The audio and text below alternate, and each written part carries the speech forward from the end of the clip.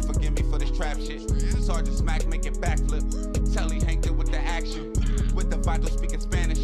Frank Matthews how I vanish. Poof.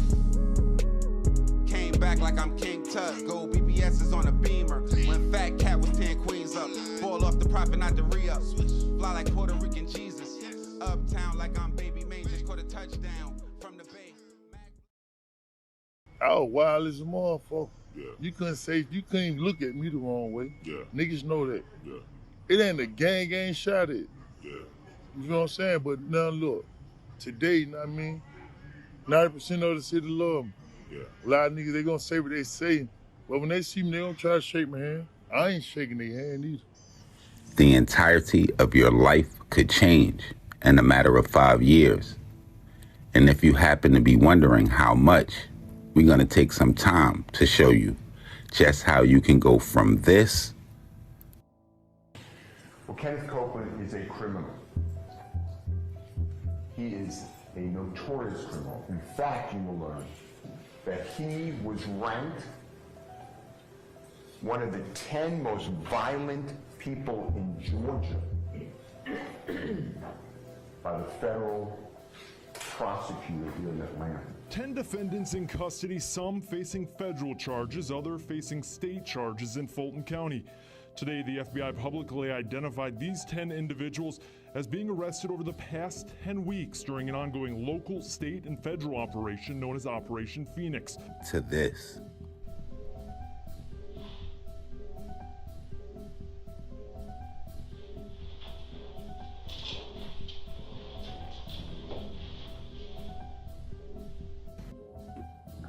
Man, so my partner be to my man, you a rapper, I'm fucking gangster, dog. You know what I mean? So I be trying to get that gangster shit out my mind, cause I go from 0 to 100 real quick. Ooh, fuck nigga try me, I swear I got a little wood and pull up and pop at it nagging. It's crazy how ironic it is, because this. I just wanted the other day, but I didn't go in because I got mad. I got a fight in the club. I'm pretty sure you got hurt. Whether we shooting in the parking lot? Yeah. I was seeing what's going on, so they hit me. Man, I got a fight. Don't get killed. Somebody was fighting. When I was trying to see who was fighting, somebody hit me, we get the fight, they pulled me out the club. We get in the car, and then somebody went to shoot me. They shot cut it. It was a cutting frame, they shot cut. So I didn't know the people shooting at me, but I thought it was them. Who? Well, I tell you, so. They were shooting you? That's what I thought. Why? Because I looked up and seen the cars. Like, oh, you fucking shooting at me? Sounds almost exactly like this. You'll see evidence that Donovan Thomas was literally in the middle of lapping it up with his friends when a car drives by and opens fire on him and whoever else might have been in close proximity to him. The evidence will show that this act wasn't done secretly, it was done openly, notoriously, almost as if to send a message. We did it. The evidence will show everybody knew who did it, because it wasn't done secretly. The evidence will show that this act didn't happen in a vacuum. There were things that led up to it. An argument at Club Crucial or Club Brucial, as my defendants may like to say, that involved a YSL associate by the name of Kenneth Copeland and a member of a rival gang. Kenneth Copeland gets jumped.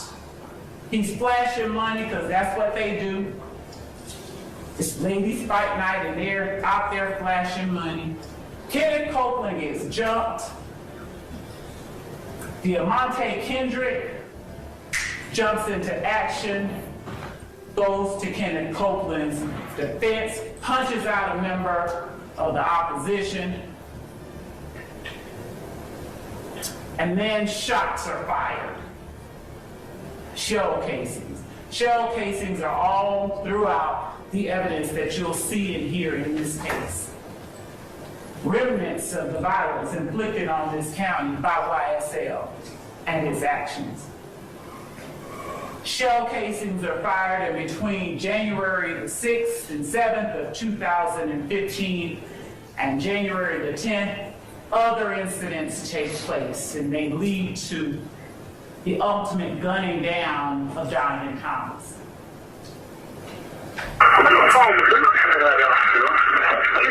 Atlanta for the 604.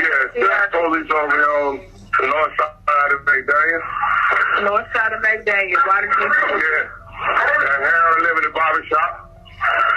Somebody don't got shot. Time for the ambulance to hang up. Well, Mama said do not hang up.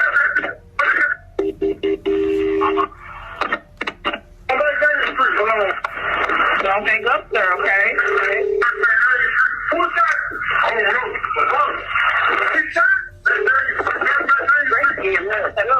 What's the address of the emergency? Hello, Break EMS.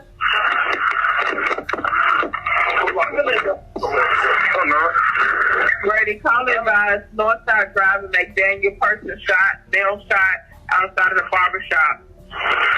Okay, already, go ahead and start firing PDM 785. Thank you. Hello?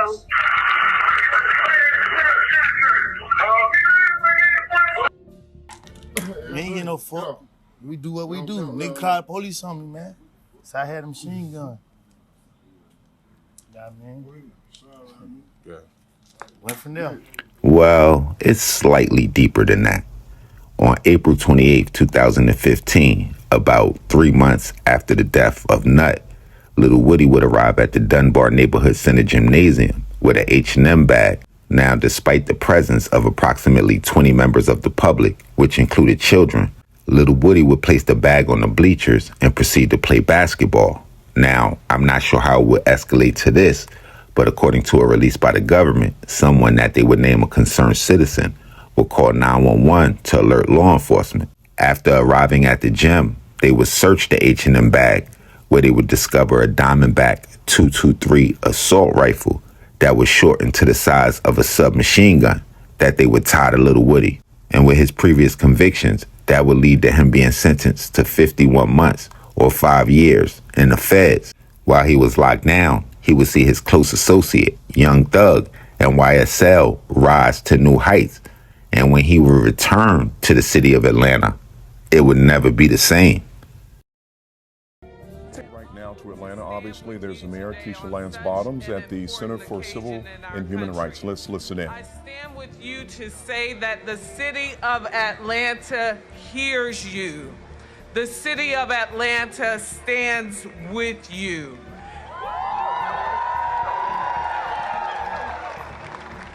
And in the spirit of so many students not far from here in the Atlanta University Center who changed the world, I know that we are watching the birth of a movement and the generations will never be the same.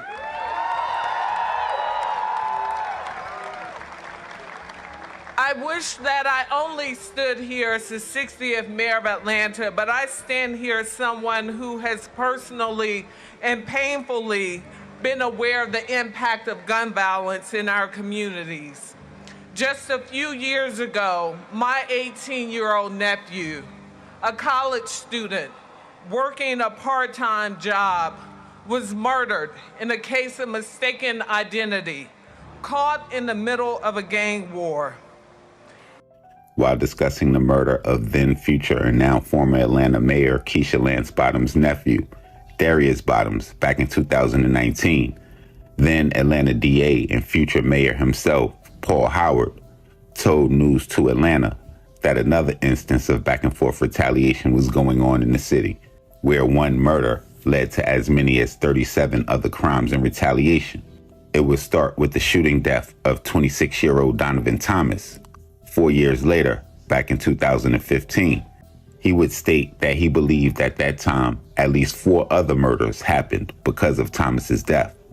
And besides the famous people that have been mentioned regarding the feud, like Nut, Lucci, and Thug, another once unknown name, has been a constant.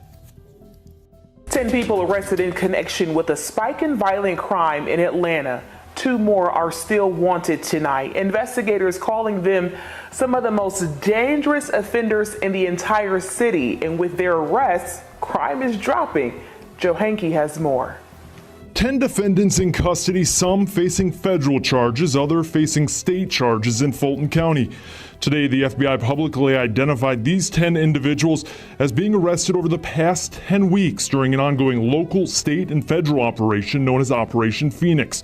Some are charged with assault, others attempted murder, some are charged with drug, firearms, or gang-related crimes. These individuals were repeat violent offenders, that there was some nexus with them and violence. And we deemed them to be responsible for some of the most violent crimes in the city of Atlanta. 2 suspects still wanted as part of the operation are Jamal Nickel and Demario Leaf. During a press conference today, law enforcement officials said around May, crime began to increase in Atlanta as the city began to reopen following COVID-19 closures, and crime also increased around protests and civil unrest. There was aspects of social gatherings and ad hoc social gatherings that contributed to these types of crimes.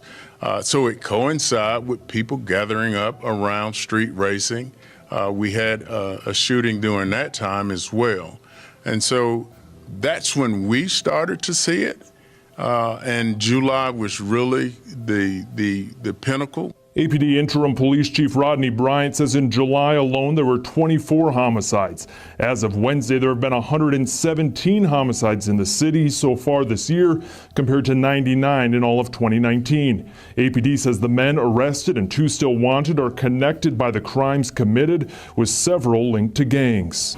And during this afternoon's press conference, law enforcement officials said since arrests began as part of this operation, violent crime in the city of Atlanta has begun to drop off. And they said this is an ongoing operation with more arrests expected. After serving his 5-year bid and returning home, the Atlanta that little Woody would come back to would be engulfed in flames, with the beef that started slightly before he got locked up in 2015 simmering the whole time he was away.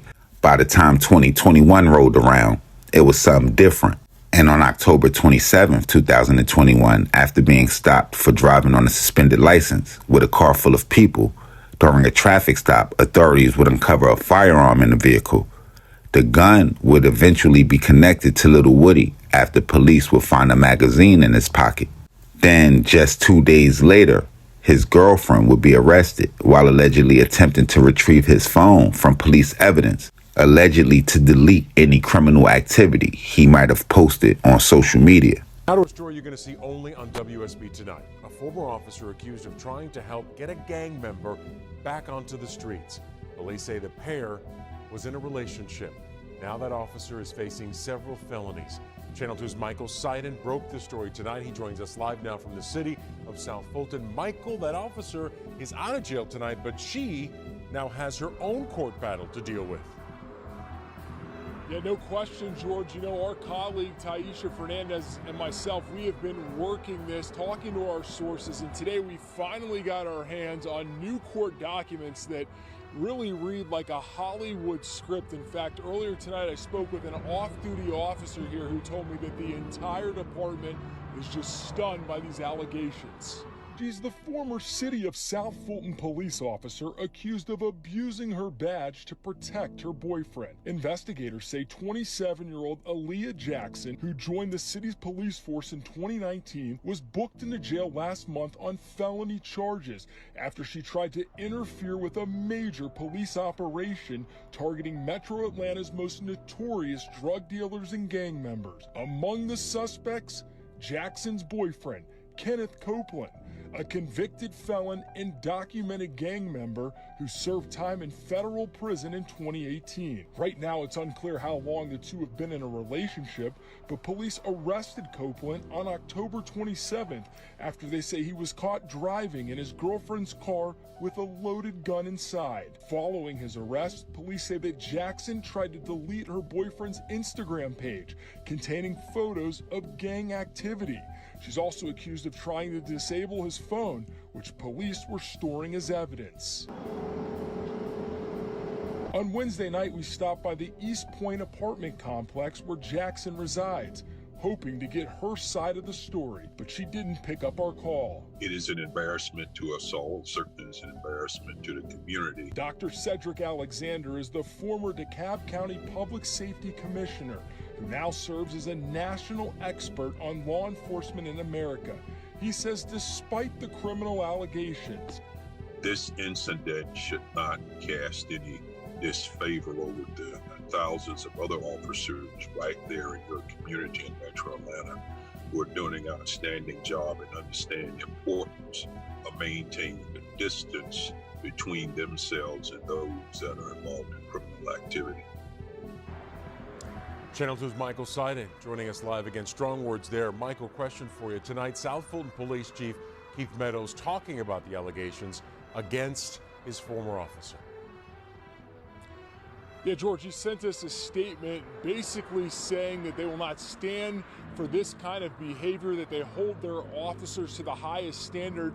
They also told us that she was placed on administrative leave, and as soon as that happened, she did resign from her position, and then 2 days later, she was arrested and charged with those felonies. George? A lot left on this one. Michael Siding reporting live for us. Again, you and Taisha Fernandez, great work tonight.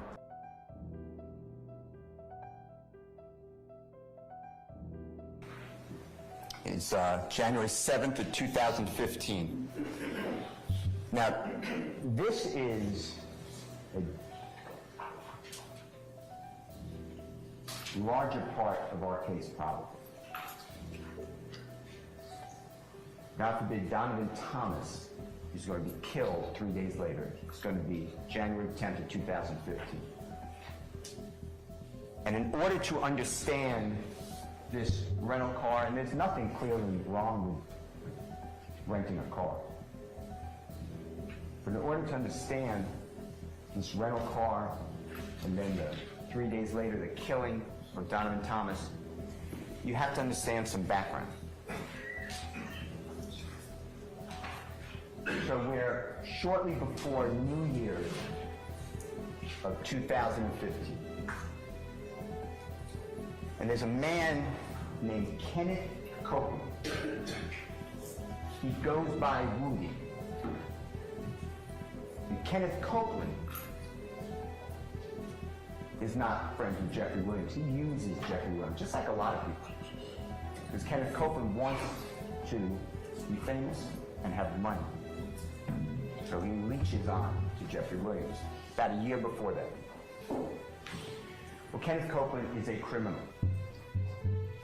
He is a notorious criminal. In fact, you will learn that he was ranked one of the 10 most violent people in Georgia by the federal prosecutor here in Atlanta. That is Kenneth Copeland. Kenneth Copeland breaks into cars. He steals property therein. Donovan Thomas is the head of a gang called IF, Inglewood Family. Donovan Thomas and Jeffrey are friends. Jeffrey's friends with everybody. It promotes him. And Jeffrey tries to help other people at the same time. Kenneth Copeland breaks into Donovan Thomas's car. And he takes his expensive chain, Donovan Thomas's wallet, his driver's license, and Donovan Thomas's cellular telephone. Donovan Thomas calls his cellular telephone. Kenneth Copeland answers the call on Donovan Thomas's phone. Kenneth Copeland changes his voice, tried to disguise his voice, but Donovan Thomas knows it's Kenneth Copeland. Donovan Thomas has people on the street. And he tells Kenneth Copeland, "You have my stuff. I'm gonna come and get it back." And Kenneth Copeland says, "Yeah, I'm glad you called me. Because one of my partners had your stuff. I realized it was yours, so I got it for you for safekeeping. No problem." When Donovan Thomas meets with Kenneth Copeland, he doesn't come alone. He comes with 2 other people, and they display guns. Kenneth Copeland's not alone. He's with his brother. They're really not related, but they call themselves brothers. His name is Demekian Garlington. Demekian Garlington and Kenneth Copeland are like this. They are inseparable. Demekian Garlington and Kenneth Copeland are together. When Donovan Thomas comes, he makes it known that Kenneth Copeland is on the menu. Meaning Kenneth Copeland is going to be hurt. He just stole Donovan Thomas's property. It is now January 6th. It's really January 5th. It's a Monday night going into Tuesday morning, January 6th of 2010. It's going to be the day before this first rental car. And Kenneth Copeland is with a lot of people. Jeffrey's there. Jeffrey was performing on stage at Club Crucial. Monday night was Club Crucial night. That's where they all went. And Kenneth Copeland goes in the back, in the kitchen area, and he's met there by a man named Kelvin Watts. He goes by Shell Kel, and who's a half-brother of Donovan Thomas, and other people who are affiliated with Donovan Thomas, and Kenneth Copeland gets beat. He has bumps on his head, his eye is injured, he's being kicked. No one does that to Kenneth Copeland. Kenneth Copeland's the person who puts with bumps on the head, injures the person, kicks him. Kenneth Copeland's man. And you will learn that Kenneth Copeland then went on a mission. He went to every place that he knew that Donovan Thomas or one of his brothers or friends were, or family members, and he would shoot at them with his weapon.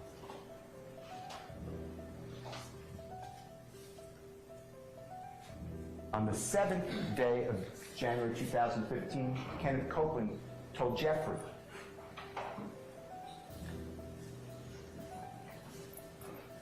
"I'm going to be with my child just born. The mother of my child, her name is Miss Quarterman. And I don't want to be driving around in the typical car I drive around in, Dodge Charger. Can I use one of your rental cars?" Jeffrey does this for everybody. People need to take someone to a doctor. People want to go out of the state. They don't have transportation. He rents cars all the time. Jeffrey says, "Yeah, there's a rental car here. It's a Corvette." Kenneth Copeland says, "That's a 2-seater. My child has a baby seat. That's too small." Jeffrey rents a car at the Atlanta airport on the evening of January 7, 2015, along with Kenneth Copeland. After they drop off the Corvette, the same location. This rental car's in Jeffrey's name.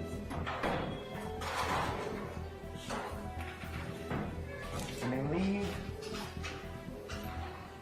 the rental car location, Kenneth Copeland wants to pick up his brother, Jamaica in Garlington. And after Jeffrey is dropped off, Jeffrey does not see that Infinity vehicle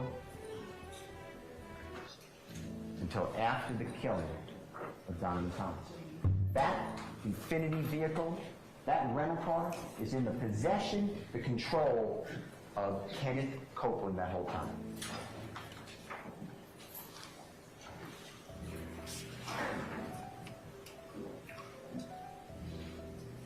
The 8th of January, Kenneth Copeland is shooting at Donovan Thomas and his friends, associates. He's using this Infinity vehicle, he's using another vehicle. He is on a spree. I've been in jail a whole lot of time. Yeah. I reckon longer than your age. Yeah. I mean, like damn, real. I'm 24. Yeah, I've been in jail more than 24 times. Damn, all right. You know what I mean? Yeah. And this shit just started since 2009. Been in jail every year. Yeah. Yeah, I mean, so when did you, what happened? What happened from whenever you was born until 2008? my mom died 2008. Okay, and that's when that whole. I just like fuck everything, you know what I mean? Like, what was your father at, man? Was it he somebody? died 2001. You know, I lost my mom and my dad, you know what I mean? Yeah. My grandma did die while I was in jail this time. Yeah. My brother, you know what I mean? He got killed. If you did a poll with street niggas, the results would come back that Little Woody and dudes just like him are the most dangerous niggas on the streets. I'ma comment why later, but I want to see if y'all know exactly why that is. Now, I want to be one of the first people to say that Brian Steele is doing an amazing job representing Young Thug so far. That nigga object everything. But one thing he did get wrong in this trial so far, and I think it was purposely, was when he said that Demeek Garlington and Little Woody were brothers or like brothers. Unless he was thinking on some Cain and Abel, Mufasa and Scar, or Michael and Jermaine type shit. Because with brothers like that, you don't need enemies. What was once like a untold secret on the streets of Atlanta, Little Woody would be the first to go and have documented when almost 6 months after Nut's death, which would be around July of 2015, which would make it about 3 months after his assault rifle arrest, he would admit to an Atlanta detective by the name of Jim Thorpe that Justin Cobb, Shannon S.B. Stillwell, Demise Nard McMullen, and Yak Gotti, the person that supposedly helped him while he was getting jumped in Club Crucial, with a lot of people under the belief of that's what started the feud, were the people responsible for Nut's murder a decade before they would get indicted for it, implicating his so-called brother, Demeek Garlington, saying that that's where he got the information immediately after the murder. The city of Atlanta would never be the same after January 10th, 2015. And if you wonder why Little Woody couldn't even play basketball without a chopper, is because the same night that Nut would lose his life, Little Woody's girlfriend's house got shot up. And I'm assuming that was just one of the near 40 retaliation crimes that Paul Howard talked about back in 2019. Now, Little Woody would only be named in the YSL indictment one time, but his name would be called throughout the case. And it's still not quite clear exactly what happened to Woody after his 3-hour confession or conversation or interrogation or whatever you want to call it. But his state charges would end up being dropped in April of 2022, or just about a month before Young Thug and the entire YSL would be hit with the RICO in May of that year. According to Atlanta crime reporter who has been covering the Young Thug trial, George Cheedy, from the Atlanta Objective, allegedly authorities had discussed federal charges for Little Woody, but he wasn't able to say himself if the feds picked up the case or not, only saying that if they did pick up the case, it would be sealed because there was nothing on the formal record. And to me personally, it seems like the more the Young Thug trial plays out, the more chance he might have to get off of some of those charges, the main one being the murder of Nut, where everybody almost immediately pointing the finger at Young Thug right after Nut's death. Then the chatter about it would get even louder when Thug would get into the beef with Lucci. But with jury trials being based upon a reasonable doubt, after Young Thug's attorney, Brian Steele, would paint out the night of January 10th, 2015. After all of that, who would have want Nut dead more than Little Woody? With Little Woody knowing that Nut was on his head apparently. And we can point to the feud with Rich Homie Quan and Young Thug and the whole Rich Gang situation, but I don't think that had escalated at that point to where it was with Nut tracking down Woody, leading to the robbery at Club Crucial that you could really say started everything. So if y'all was on the jury, y'all let me know, did Brian Steele convince y'all? Is it a chance that Young Thug possibly didn't order the hit with Woody knowing so much information about it a decade before anybody was charged? Y'all let me know. Y'all make sure y'all hit the red bell and subscribe button right under this video so y'all know when this real trill spill shit is dropping. Y'all get in the comment box below. Y'all let me know what cities we need to go to, what stories we need to tell, what we missed, what we got wrong, all of that. Y'all make sure y'all tapping with me directly on Instagram, Twitter, POP_A_LOT. And until the next play, y'all know how we rocking. Shades Popalot. Salute the almighty mob.